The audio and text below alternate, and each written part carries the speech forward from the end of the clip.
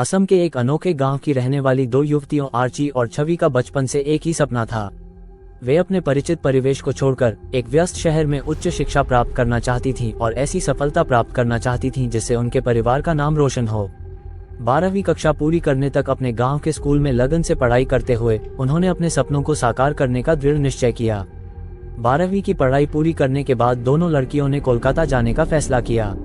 वहां पहुंचने पर उन्हें किराए का घर मिल गया और उन्हें एक अच्छा कॉलेज भी मिल गया, जिससे उनकी पढ़ाई को लेकर कोई चिंता नहीं रही। उन्होंने दिन में क्लास अटेंड करने के बाद शाम को पार्ट टाइम काम करने का फैसला किया। थोड़ी देर नौकरी की तलाश के बाद उन्हें एक मॉल में एक बड़े सुपरमार्केट में नौकरी मिल गई, जो शाम 6 बजे से रात 11 बजे तक चलता था। खरीदारी के लिए कोई बड़ी जगह न होने के बावजूद वे अपनी नई नौकरी से संतुष्ट थी और उन्हें अच्छा वेतन मिल रहा था। एक शाम छवि ने आर्ची से कुछ कामों के लिए शाम 6 बजे मॉल में मिलने के लिए कहा। आर्ची ने हामी भर दी, लेकिन कहा कि वहां पहुंचने में कुछ समय लगेगा। जैसे जैसे होली 2022 नजदीक आ रही थी, मॉल में खरीदारों की भीड़ उमड़ रही थी। आर्ची को बाजार में घूमते घूमते समय का पता ही नहीं चला और जब उसने छवि से संपर्क किया तो उसे बताया गया कि उसे देर हो गई है और वह काम से नहीं जा सकती। छवि को इस बात की चिंता थी कि कहीं उसके बॉस को पता न चल जाए, जिससे उसे निराशा हो सकती है और संभवतः उसकी नौकरी भी जा सकती है। ये सुनकर आर्ची जल्दी से मॉल पहुंच गई। देर रात काम करते समय उसने 5 दिनों के बाद पहली बार एक युवा लड़के को देखा। वह उसके आकर्षण से चकित हो गई और उसका नाम पूछने के लिए उसके पास गई, जिसने हेनरी बताया। हेनरी पर ध्यान केंद्रित करने के बावजूद आर्ची अंततः एक संक्षिप्त बातचीत के बाद अपने काम पर लौट आए। जैसे ही घड़ी ने रात के 11 बजाए, मालिक ने आर्ची को अलविदा कहा और व्यस्त होली के मौसम में ग्राहकों की अच्छी तरह से सेवा करने के महत्व पर जोर दिया।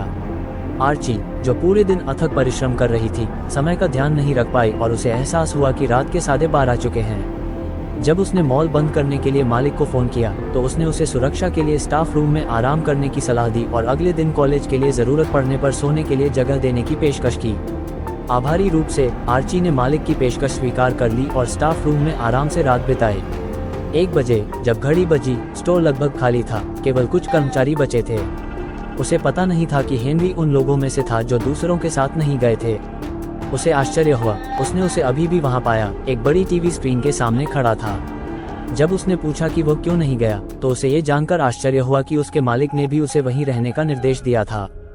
थोड़ी बातचीत के बाद उन्होंने एक आरामदायक डबल बेड पर सोने से पहले कुछ स्नैक्स और टिफिन साझा किए। सुबह 2 बजे वह बाहर अपरिचित शोर से चौंक गई। ये होली थी और लोग त्योहार का आनंद ले रहे थे, संभवतः शराब का सेवन कर रहे थे, जिससे उसे असहज महसूस हो रहा था।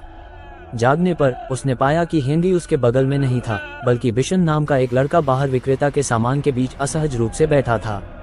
वो उसे अपने सामने किसी का यौन उत्पीड़न करते हुए देखकर चौंक गई। जब उसने ये दृश्य देखा तो वह डर और घबराहट से भर गई। जब वो खड़ी हुई तो उसके घबराए हुए अवस्था के कारण उसका दरवाजा हिलने लगा और शोर करने लगा। उसके सामने बैठा व्यक्ति वह इंसान था, शैतान था या नरभक्षी, वह तय नहीं कर पा रही थी। अचानक वह उसकी ओर मुड़ी और तुरंत उसका चेहरा पहचान गई। ऐसा लगा जैसे उसके पैरों तले जमीन खिसक गई हो। ये हेनरी था। यह एक चौंकाने वाला रहस्योद्घाटन था, क्योंकि वह पहले हमेशा सामान्य दिखाई देता था, लेकिन अब वह भयानक लग रहा था, खून से लथपथ। हिम्मत जुटाते हुए उसने देखा कि हेनरी मॉल के मालिक को धमका रहा है। आतंक की स्थिति में वह चिल्लाई और भाग गई, यह नहीं समझ पा रही थी कि कहां जाए। हालांकि मॉल के भीतर एक निकास था। जैसे ही वह भागी, हेनरी ने उसका पीछा किया। हताश और मदद के लिए भगवान को पुकारते हुए वह अपने डर और भ्रम के बीच निकास का पता नहीं लगा सकी। आखिरकार उसे महिलाओं के शौचालय में शरण मिली। उसे डर था कि हेनरी आसपास ही छिपा हो सकता है। वो केवल उसकी अशुभ और बड़ी छाया देख सकती थी। उसे लगा कि उसने नरभक्षी, राक्षस और अन्य डरावने व्यक्तियों वाली फिल्में देखी हैं, लेकिन वर्तमान स्थिति अप्रत्याशित थी। हेनरी अचानक हरकत में आया और जाने से पहले कुछ गोलियां चलाईं। इस बीच उसने खुद को संभाला और तेजी से दरवाजे से बाहर निकलकर शिव मंदिर की ओर चल पड़ी। भगवान शिव के प्रति उसकी गहरी श्रद्धा थी। मंदिर में पहुंचने पर उसने पूरे आत्मविश्वास के साथ लोहे का गेट खोला और अंदर चली गई। चूंकि आसपास उसकी मदद करने वाला कोई नहीं था, इसलिए उसने किसी और को फोन करने की कोशिश की। हालांकि मोबाइल बंद था, इसलिए उसने सुबह तक इंतजार करने का फैसला किया। अगली सुबह करीब 7 बजे मंदिर के पुजारी ने टूटे हुए गेट को देखा और उसे वहां बैठा पाया। ये समझते हुए कि वो परेशानी में है, पुजारी ने बिना कोई सवाल किए उसे पानी दिया और पूछा कि क्या उसे किसी से बात करने की जरूरत है। आर्ची ने सहमति में सिर हिलाया। पुजारी ने अपना मोबाइल फोन उसे दिया और उसे फोन करने के लिए कहा। उसने तुरंत अपनी दोस्त छवि को फोन किया और उसे तुरंत वापस कॉल करने का निर्देश दिया। उसके आने पर उसने उसे स्थिति के बारे में बताया। छवि को फोन की क्षमताओं पर संदेह हुआ और उसने मालिक को फोन करके इसका परीक्षण करने का सुझाव दिया। जब उसने मालिक का नंबर डायल किया तो उसने फोन उठाया, जिससे आर्ची को आश्चर्य हुआ क्योंकि उसने पिछली रात हेनरी नामक एक शैतान को मालिक को खाते हुए देखा था। मालिक ने उन्हें थोड़ी देर प्रतीक्षा करने और आने की सलाह दी।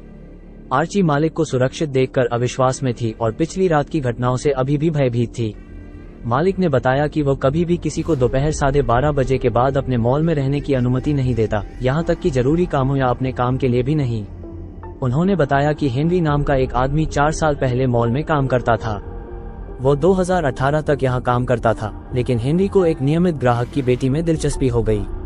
उनके पास पैसे नहीं होने के बावजूद लड़की अक्सर अपने परिवार के साथ मॉल आती थी। हेनरी ने उसके साथ नंबर एक्सचेंज किए और उससे बातचीत करने लगा। जब उसके माता पिता को ये पता चला तो उन्होंने उसे इमारत के तहखाने में भेजकर परिदृश्यों का अभिनय करने के लिए दंडित किया। परिणामस्वरूप मैं अब किसी को भी यहाँ रहने की अनुमति नहीं देता क्योंकि हेनरी ने अतीत में मुझे धोखा दिया था। हमने सुनिश्चित किया कि जानकारी सुरक्षित रखी जाए और आपको भी ऐसा ही करना चाहिए, है ना? चिंतित और तनावग्रस्त महसूस करने के बावजूद उसने दृढ़ता से जोर दिया कि मैं स्थिति के लिए जिम्मेदार नहीं था, क्योंकि उसने फोन पर स्पष्ट रूप से संवाद किया था। उसने मॉल में ब्रेक के लिए मेरी कंपनी से अनुरोध किया। मॉल पहुंचने पर हमने उसका फोन रिचार्ज किया और उसके कॉल लॉग की समीक्षा की। पिछली रात मालिक से संपर्क करने का उसका कोई रिकॉर्ड नहीं था। क्या ये संभव है कि आर्ची इसमें शामिल थी? क्या हेनरी एक दुर्भावनापूर्ण व्यक्ति में बदल गया और पिछली रात उसे नुकसान पहुंचाने का प्रयास किया? क्या अधिकांश राक्षस इस तरह से व्यवहार करते हैं, या उनकी हरकतें इतनी भ्रामक होंगी कि आप उन्हें समझ नहीं पाएंगे? आप जो कुछ भी वे आपको बताना चाहते हैं उसे देखेंगे और जो भी कार्य वे आपको सौंपेंगे उसे पूरा करेंगे। इस स्थिति में अपने आप पर और ईश्वर पर अटूट विश्वास रखना आवश्यक है, यह विश्वास करते हुए कि कोई भी शक्ति आपको नुकसान नहीं पहुंचा सकती। घटना के बाद दोनों लड़कियों ने काम के लिए उस छोटी सी जगह पर कभी न लौटने का फैसला किया। घटना को 1 दशक से ज्यादा समय बीत जाने के बावजूद वे अभी तक उस मॉल में दोबारा नहीं गई हैं। क्या आपको आज की हमारी कहानी पसंद आई?